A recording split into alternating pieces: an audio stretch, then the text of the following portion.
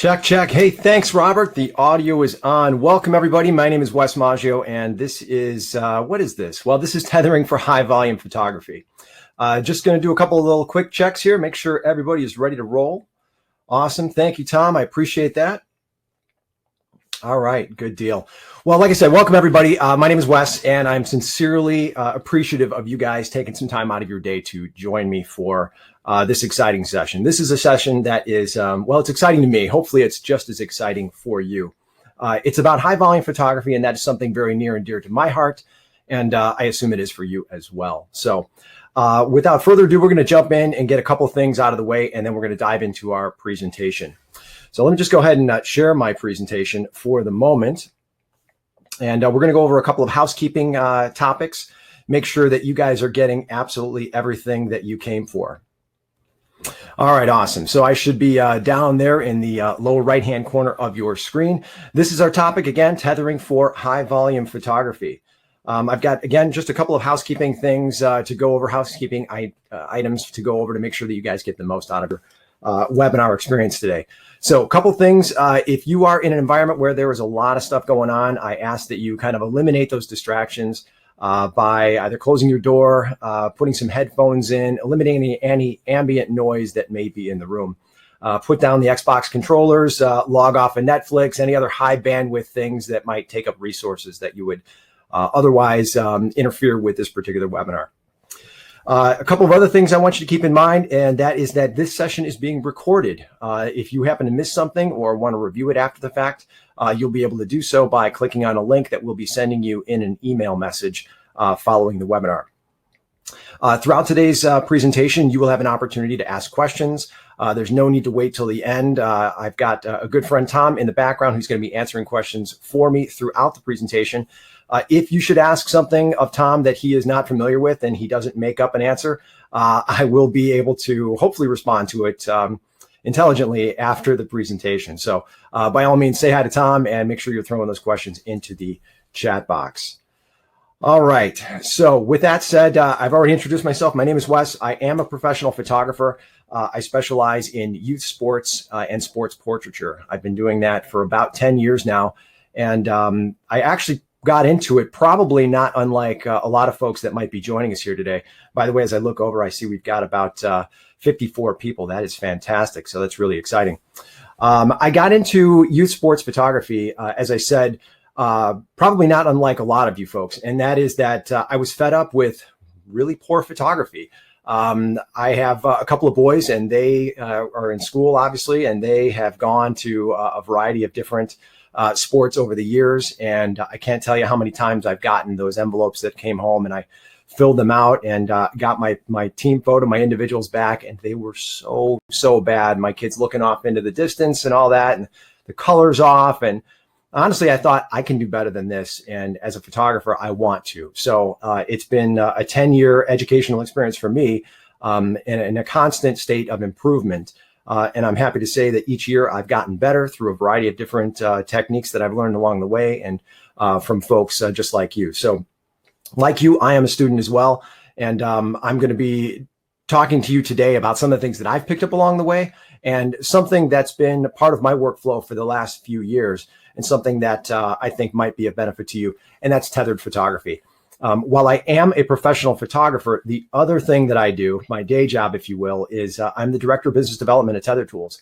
And what that means is I get to educate, inspire, and empower photographers like you to hopefully do a better job, to work more efficiently, and to ultimately improve the quality of your work.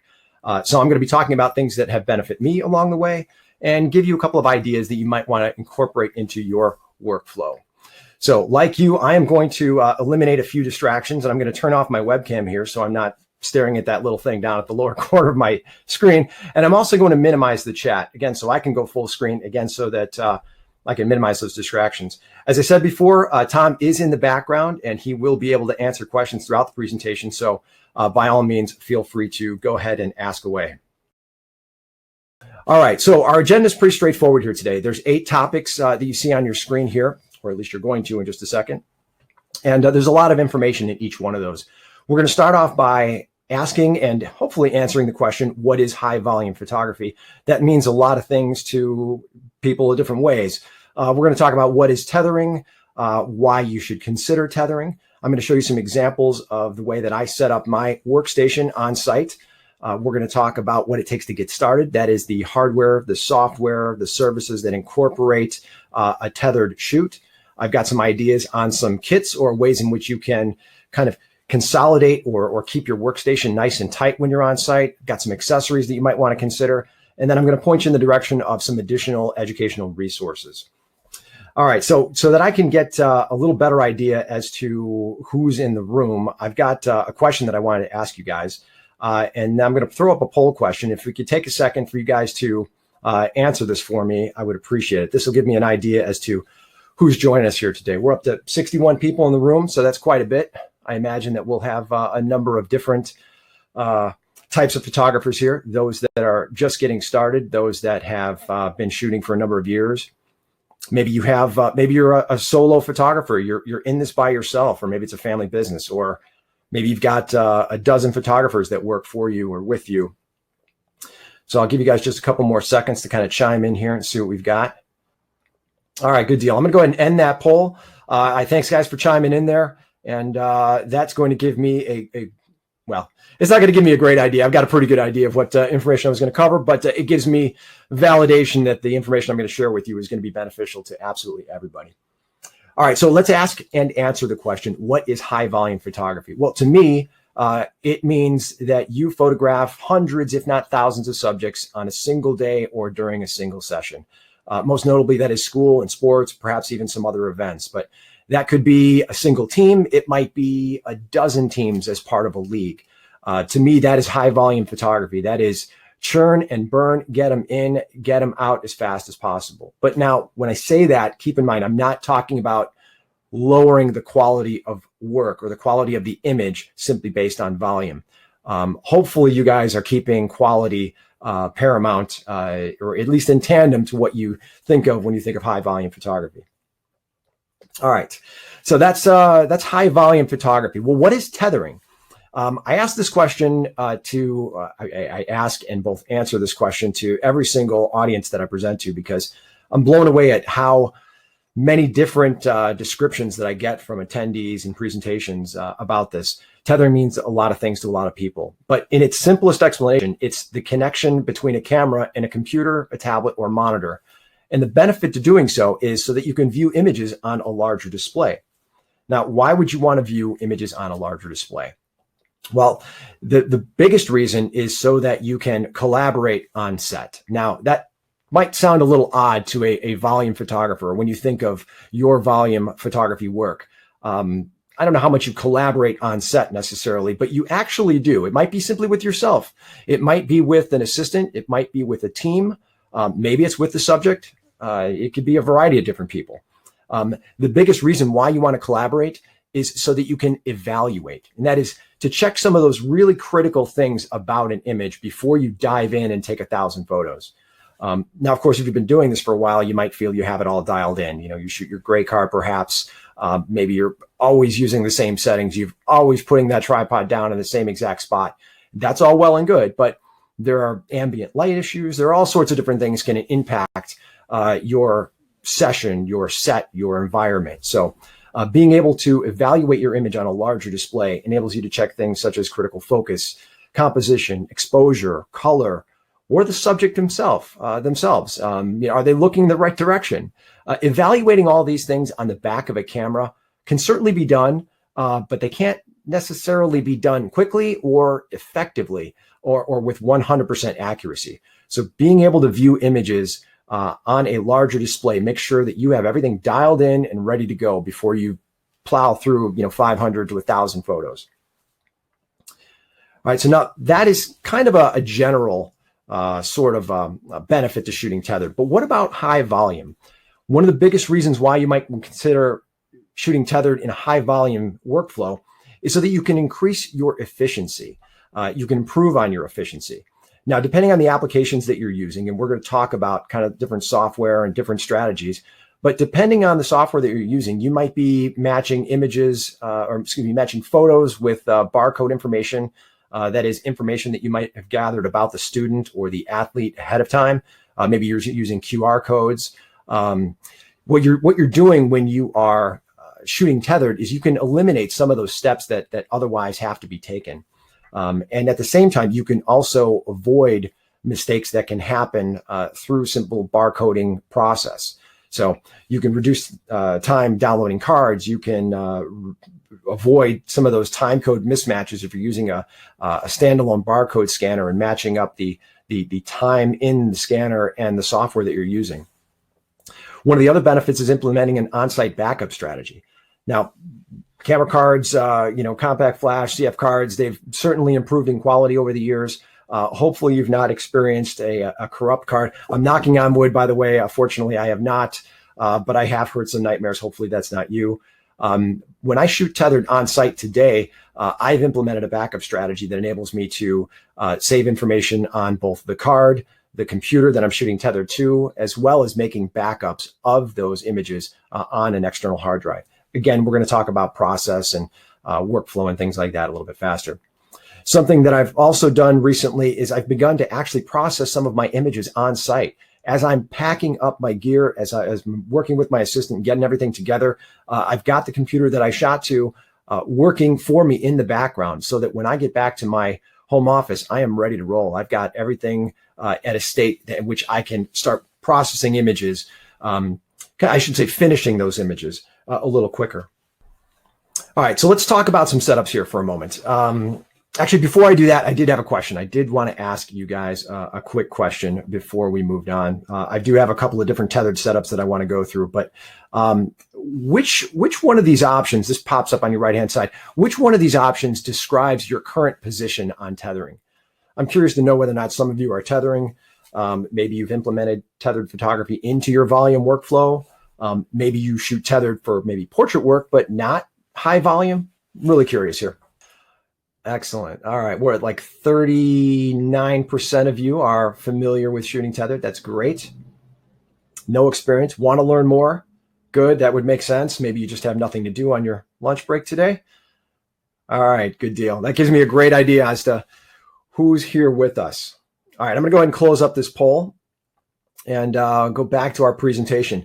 All right, so as you look at the screen right now, you see that it says Tethered Setups. This is actually the same setup, if you will. This is a kind of a lighting diagram on the left and a photo of a typical setup that I incorporate in my volume photography work. This particular shoot is for a sports shoot. This was a variety of different soccer teams, varying level soccer teams. It's a 3-light setup. I use a beauty dish, a 22-inch beauty dish up top as my main light, and I've got two 1 foot by 3 foot strip banks on the sides. Incidentally, I don't have any grids on those strip banks, if you're curious, and the reason why is I want to light up that green screen in the back. You can see on the left-hand side, I've got a short C-stand with a tether table affixed to the top. I've got my laptop set up there. If you look kind of at that laptop, you might see a little cable kind of wrapping around the side. That goes to a little external hard drive, a little G-Tech drive that I have sitting in what's called the XDC bay that attaches to the bottom of that table. That's part of my backup strategy. I'm shooting directly to the computer's hard drive and simultaneously copying those images as they come in onto that external hard drive. So again, that's one of the ways in which I've incorporated a backup strategy in my workflow. Here's a couple of other setups. The one on the left, very similar to the one you saw in the previous slide. And then on the right-hand side, this is something new that I've tried. I just started shooting with a barcode scanner personally. I'm shooting to a tablet PC affixed into a TetherTools universal arrow tab. That is a product that will hold on to your tablet PC, and that's attached to a crossbar. And then to the right-hand side, there's a little DIY collection box that I put to place the discarded or scanned barcode camera cards on the side as a backup. Before we go any further, I just want to throw a few names out here, if you will. I won't name them. You guys can certainly read, but there's a lot of players in this volume photography market. And hopefully in the next couple of slides, I'm going to help kind of connect the dots, if you will. There are folks that make software that kind of beginning to end. They are entire applications that manage your business. You set up your jobs and import all of your student or athlete information ahead of time. They handle things such as ordering, communications, and so on. There's services that allow you to extract images, that host your images, that fulfill some of the marketing aspects of this whole business. There's a lot of different people involved in this space. And like I said, I hope to connect the dots and kind of help you figure out where everybody kind of falls into place in the next couple of slides.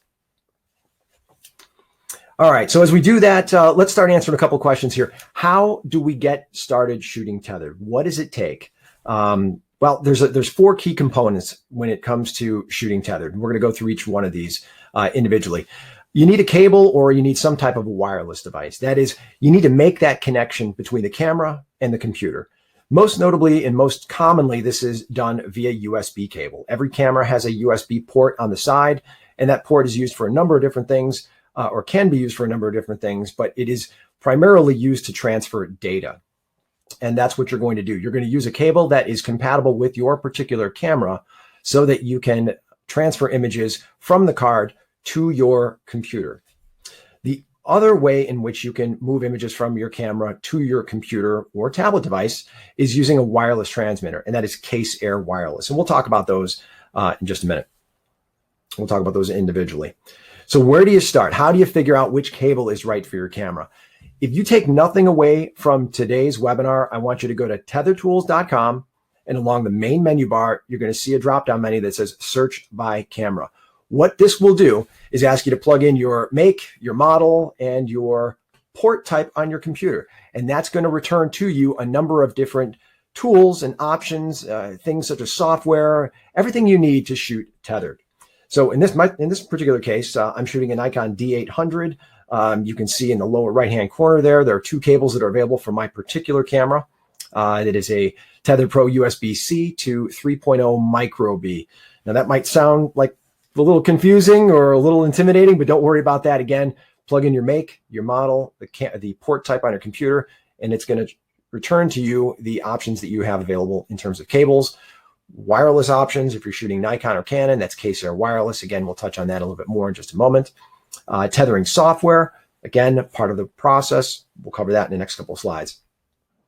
All right, so Case Air Wireless, let's talk specifically about this. Now, when you're using a cable, you are making a physical connection between your camera and your computer.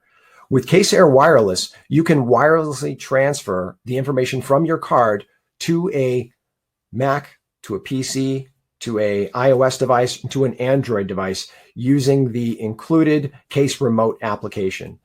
This wireless transmitter uses the wireless N specification, very similar to what you probably have in your house, perhaps your office. It is much more beneficial to Bluetooth connections in that you get a much wider range. It's less prone to interference. And one of the best things about it is it allows two-way communication, meaning not only does it transfer information from your card to one of those devices, be they a computer or a tablet, but it also offers you the ability to control the camera. Now, in a volume scenario, most likely you'll be simply using the camera traditionally as you would today. But if you've got a camera, if you do events, for example, if you do sporting events, in addition to your T&I, your team and individual photos, you might find yourself mounting a camera somewhere that's not easily accessible, where you can actually control that camera from a tablet or a computer using the Case Remote application. I'm going to touch on just a couple more things about Case Air before we jump back into the components of getting started. You may have noticed that Case Air sat in the hot shoe of the camera. It does not utilize the camera's hot shoe. Rather, that's just simply a place to mount it. If you have a trigger or something like that, you need to place that in your hot shoe. You can do that by utilizing the included lanyard that comes with Case Air. You can also, if you have multiple devices, you can also mount it using an extension bar. Again, that sits in the hot shoe. Now, Case Air does not utilize the battery within the camera. It has its own internal battery. It can give you about 6 to 9 hours battery life. But if you are shooting extended periods of time, you're in the field, for example, and you don't have access to power supplies or things like that, there is a couple of options available to you. There's a power split cable that'll allow you to simultaneously use Case Air to shoot wirelessly, as well as plug into some type of an external battery pack, such as the rock solid battery pack, so that you can power case air. All right, so getting back to the topic of what do you need to get started. You've made the connection, you've got a cable or some type of wireless device. You need to manage that cable, if you will. And really, probably more appropriately than say cable management, you need to protect the ports of the devices that you're plugging into. So again, if you're making a physical connection, you're plugged into that camera, you can see on the right-hand side, and then you're plugged into a computer. Well, as you're moving the camera around, if you're not necessarily on a tripod, maybe you're hand holding, as you're moving your camera around, you can kind of wiggle that cable. The cable risks falling out, or hopefully this isn't the case, but more importantly, as it moves around, it could bend or kind of break off inside of the camera, or maybe it's on the computer. That is a very costly thing to repair. Knock on wood again, I've not had to do that myself, but I can tell you on more times than I'd like to admit how many times photographers have come up to me and said, I didn't have any type of cable management, any type of port protection, and they've had to send their camera bodies off and get repaired. And it's not only time consuming, but like I said, it's a very expensive repair. So it's important that you protect your ports, and you can do so using a line of products from TetherTools called the Jerk Stopper. And there's a variety of products that are in that product line. Most notably, the one you see on your right-hand side, it's kind of a lanyard that connects to the camera strap holder on the camera, and it kind of loops around the cable. And so as you move around, the tension of the cable is taken off of the port and placed on that lanyard. Same concept on the left-hand side of your screen where you see the where you see the jerk stopper mounts connected to the table. They either plug into a available USB port or clip on the side of a table or somehow adhere to a solid surface. Again, taking tension off of the port. Another option, and this is by far the most, by far the most reliable and the most stable option for protecting the port on your camera, is something called tether block. Now, tether block is a piece of milled aluminum that it plugs into the 1/4-20 slot on the bottom of your camera. And what that does is it allows you to route the cable inside of that milled aluminum, again, taking tension off of the port and placing it on the end of the cable. A cable is much more affordable than than repairing the port in your camera. So I can't stress enough how important it is to protect all of your ports, specifically though, your camera. All right, so we've made the connection. We're protecting the ports on our camera. Now we need to figure out, well, what are we plugging into on the other end of that cable? We've already talked about it a little bit, but you can plug that cable into a desktop computer, obviously Mac OS or Windows. And then if you're using Case Air Wireless, you can plug into any iOS or Android tablet or phone. So again, you need some type of device to plug into your computer when you are shooting tethered. And I know a popular question is, can I shoot directly from my camera to one of those iOS or Android devices? Currently, no.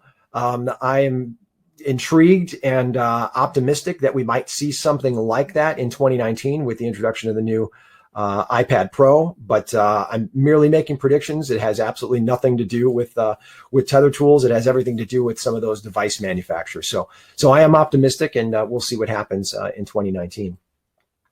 All right, so you've got a cable, you've got a wireless device, you're protecting your ports, you've got a computer, some type of a tablet. Now you need some type of an application to accept the images from your camera. Now, in the case of a wired connection, you're going to use something like Adobe Lightroom or various utilities or specialty applications.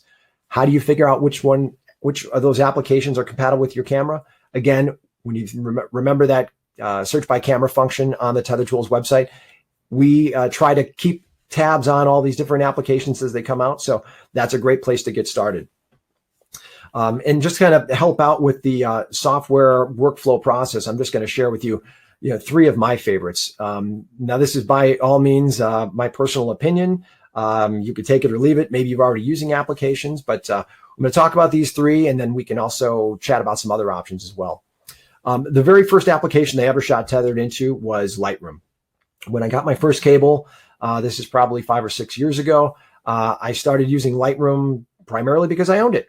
And it was great. It worked fine. It was not without some little quirks here or there, but it does what it does quite well with a couple of caveats. It's not the fastest application in the world.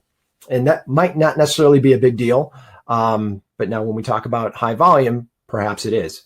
The other option, or the one that I typically use most often today, is Capture One Pro. That's kind of sitting behind the window on the right-hand side. Capture One Pro is one of the premier applications for shooting tethered. It's popular among portrait, fashion, product photographers, and quite specifically, the reason being is it's fast, super fast. It's almost instantaneous. When you trip that shutter on your camera, your image is going to appear right within the Capture One Pro screen. It also comes with some robust functionality to control the camera. Now, again, from a high volume standpoint, that might not necessarily be of benefit, in which case there might be some other options for you. Capture One Pro, for all its glorious functionality, is probably the most expensive utility out there. By expensive, I mean, it's kind of relative. It's a $300 utility, if you will. Of course, it does so much more than just simply allow you to shoot tethered. So if you are using it as an editing tool, by all means, that $300 is very much worth it. But if all you're doing is tethering with it, well, there might be some alternatives out there. And that brings me to the third one, the one with the cheerleader on the right-hand side, and that is Smart Shooter. Smart Shooter 3 specifically is the current version. Smart Shooter gives me equal shooting speed in terms of tethering that image showing up on the screen without all of the editing capabilities of Capture One. I believe there is a couple of little editing features within Smart Shooter, but primarily it is a tethered capture utility. I failed to mention, if you notice in the middle of the screen there in the Capture One Pro, you can see kind of a readout of what you might expect to see on the top of your camera. You can see, your shooting mode, your ISO, your shutter speed, your aperture, exposure compensation. It's really nice to see those things in the application, especially to be able to review those after the fact. You get all of that in Capture One Pro. You also get that in Lightroom and Smart Shooter, but you get the opportunity to adjust those in the application itself. Again, might not necessarily be an absolute need or necessity in volume, but again, those are some features that are really nice about those alternative applications. Now, you might have a camera-specific application that you shoot to.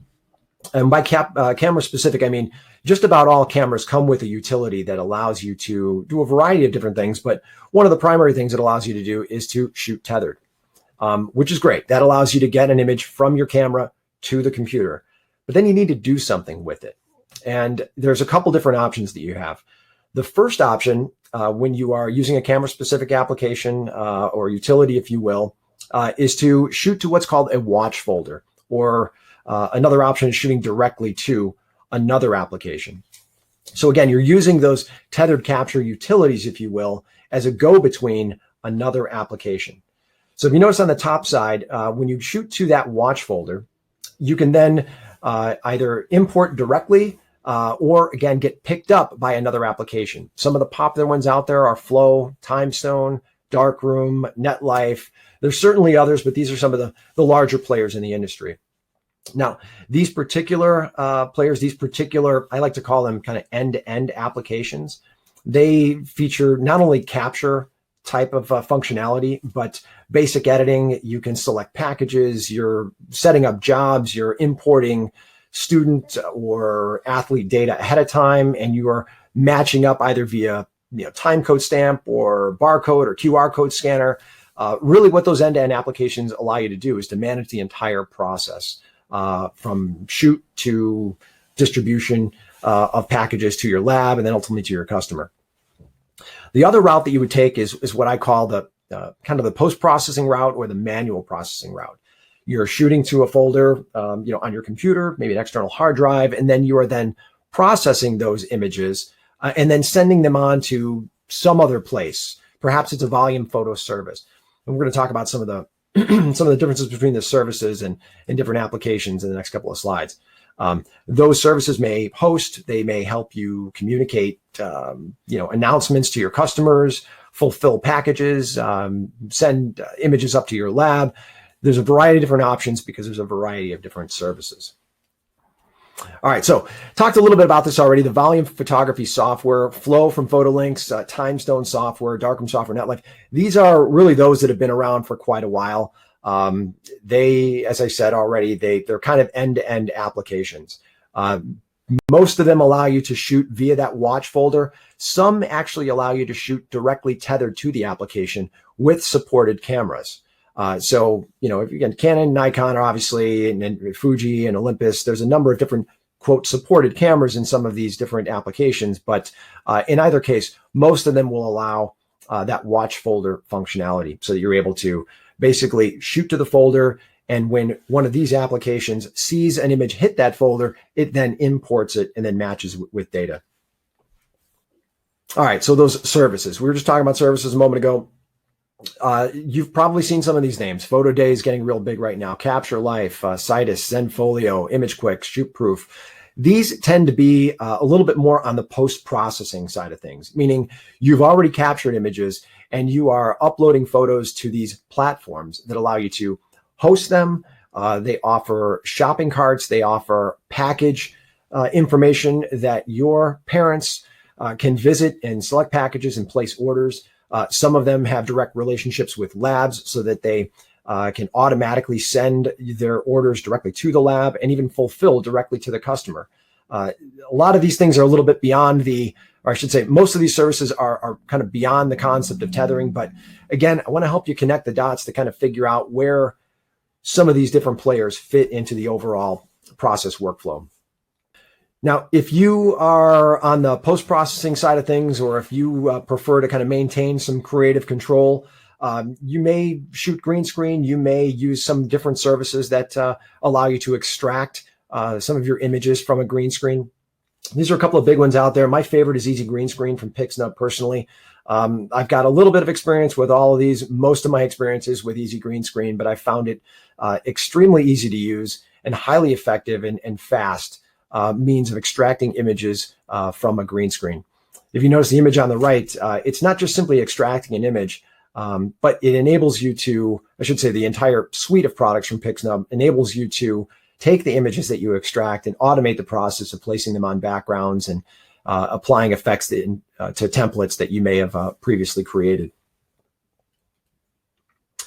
A couple of other names out there. If you don't want to do this yourself, there are image extraction services.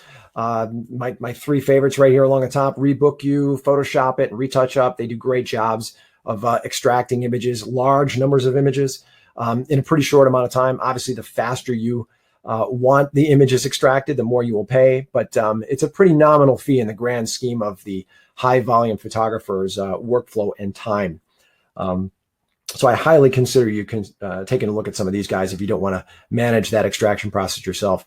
Right there in the center, Next Gen Photo Solutions. This is one of my favorites. This is kind of a hybrid service, if you will. They offer both a capture function as part of their service, but they can manage the extraction process. They can actually incorporate design services into their offering, sending either orders directly to a lab or delivering completed designs for you. That is, extracting images, placing them on backgrounds that you choose, and then delivering them back to you then to either host or fulfill through your lab. All right, so getting back to the concept of what do you need to get started and kind of summarizing the 4 key steps to getting started in tether photography. You need to make the connection, as I said before, using a Tether Pro cable or some type of a wireless transmitter, such as K-Star Wireless. You need to manage or protect your ports via cable management. That could be protecting the port on the computer itself, and especially the port on the camera, as that is the portion that you're kind of moving around more often. You could do so using the jerk stopper and or the tether block. You need a computer or a tablet, some type of a device to shoot tethered to.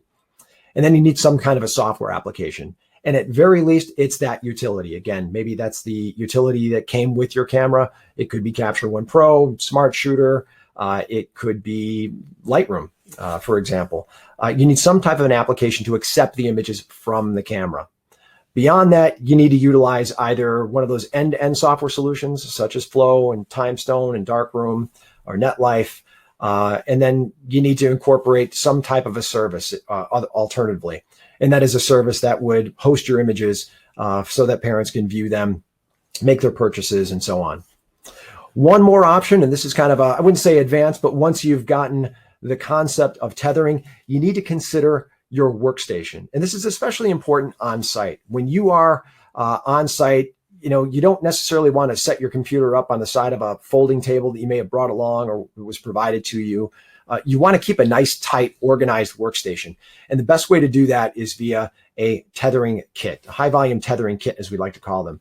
And by kit, I mean, we've basically taken some of our popular products. You've seen them in some of the previous images. We've taken some of our popular products and we've kind of put them together in kits that we believe would be desirable to volume photographers. And as a photographer myself, I've experimented with a number of different configurations, and I found this particular one to be quite beneficial in my wired setup. In fact, let me give you probably a little bit better view of what that kit includes. There's a number of products, almost a dozen products that are included in that kit. But the high volume tethering kit, as we call it, is for a wired setup. This incorporates a crossbar that sits on top of a tripod. It has a table that you would affix to one of the heads on the forehead crossbar. And then it also includes a side arm, the side arm that actually holds the camera, if you can see there. Imagine, if you will, the center column on a tripod. This will allow you to raise or lower your camera, just like you're using the center column on the tripod. It also comes with a number of different accessories that allows you to, again, keep a nice, tight workstation. My absolute favorite feature is, of course, the cup holder. I use it primarily for my phone these days, but those long days, you're going to get thirsty, and that's a great place to keep a bottle of water. The next one is on our high volume wireless tethering kit. This includes Case Air Wireless. This, again, is for Nikon and Canon cameras. I know I mentioned it before, but let me just remind everybody, if you're a Canon or Nikon shooter and want to shoot wireless, this is a great alternative to some other wireless functions that might be incorporated within the camera. The high volume wireless tethering kit includes Case Air Wireless. It also includes that arrow tab that I mentioned before. Now, I was using it in a wired setup earlier, but basically what the universal tablet system allows you to do is to affix to the corners of your tablet to hold tightly the tablet in the frame. And you can attach that to an articulating arm that you can position any which way that is comfortable, maybe clamping it to your tripod, maybe clamping it to the side of a table, depending on where you're set up. All right, so those are some of the tethering kits that are available. These are a couple of popular accessories. I utilize two of these personally, more often than not. The first one on the left-hand side is the Rock Solid Tripod Roller. This is a great, affordable way of creating a rolling tripod. This will allow you to take any old tripod and hold on to it at the corners, so you can place your tripod in there and you can roll it around, much like you would with the next item, which is a Rock Solid Low Boy Roller, which is kind of like a light stand, but it also enables you to place a table directly on the top. If you want to incorporate the use of that crossbar that I showed you in a previous image, we have an accessory available called the baby ball head adapter that will allow you to basically create kind of like the top of a tripod, so that you can plug in any 3/8 compatible devices, such as the forehead crossbar. If you like to maintain a very stable workstation, meaning you don't need to roll it around, this is actually one that I use quite often. It's just simply a low C-stand. This is the Rock Solid Master C-stand that will allow you to raise or lower it from a sort of sitting height all the way on up to about 6 feet or so, kind of like a light stand sort of height. Last but not least, this is especially important for those photographers that are shooting extended periods of time, or perhaps you don't have ready access to power, or more importantly, you don't have access to safe power on site. Maybe you're indoors in an older gymnasium, or it's just not simply safe to throw down a bunch of extension cords. Maybe you're outdoors, maybe you're in a field, you don't have ready access to a solid connection. The first one on the left-hand side, Case Relay, enables you to infinitely power your camera. Basically, what you do is you buy a compatible coupler with your camera, you plug that into the camera and connect it to the Case Relay unit. And then you can plug that Case Relay unit into some type of a power device, whether it be a rock solid battery pack or even an AC outlet. On the right-hand side, on-site power incorporates a couple of products. The first one is the DTAP to AC power supply. That is 2 AC outlets. And we also have European models available as well for those folks that are joining us from overseas, especially you, Phil.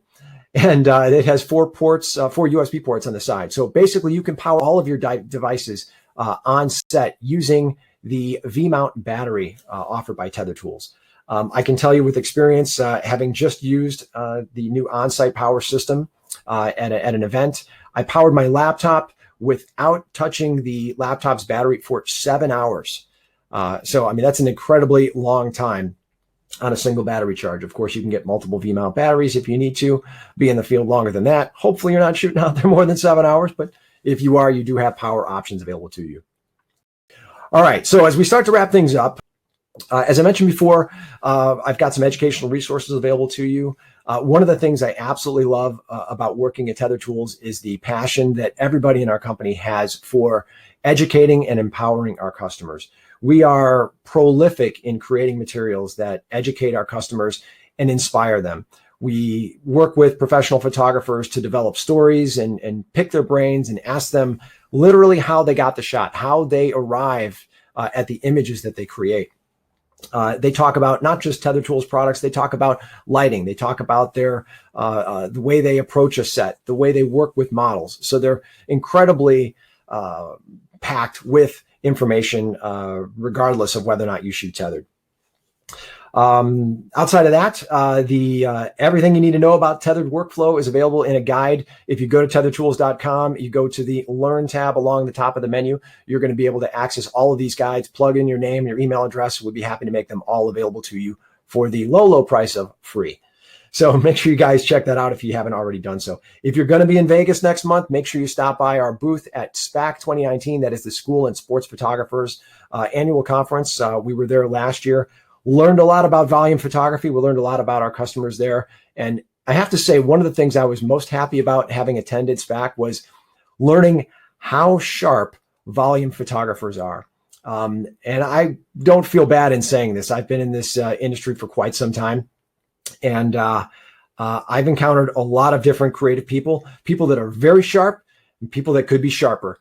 And I will say this without a doubt, tethered photographers, volume photographers are incredibly dialed into their workflow. So I sincerely hope that you got a glimpse into what it takes to get started in tethered photography, specifically in the context of your volume workflow. If you guys have any questions at all, I'm going to have a conversation with our customer care folks so that they're not completely blind to what you might be asking them. But if you've got any questions at all about tethering or the products that you need, do please shoot an email to customerservice@tethertools.com or hit our website, take a look at it online, or maybe even give us a call. Leon and Kat are great folks. They love talking to folks just like you and helping you understand which products are right for your particular camera and ultimately for your workflow.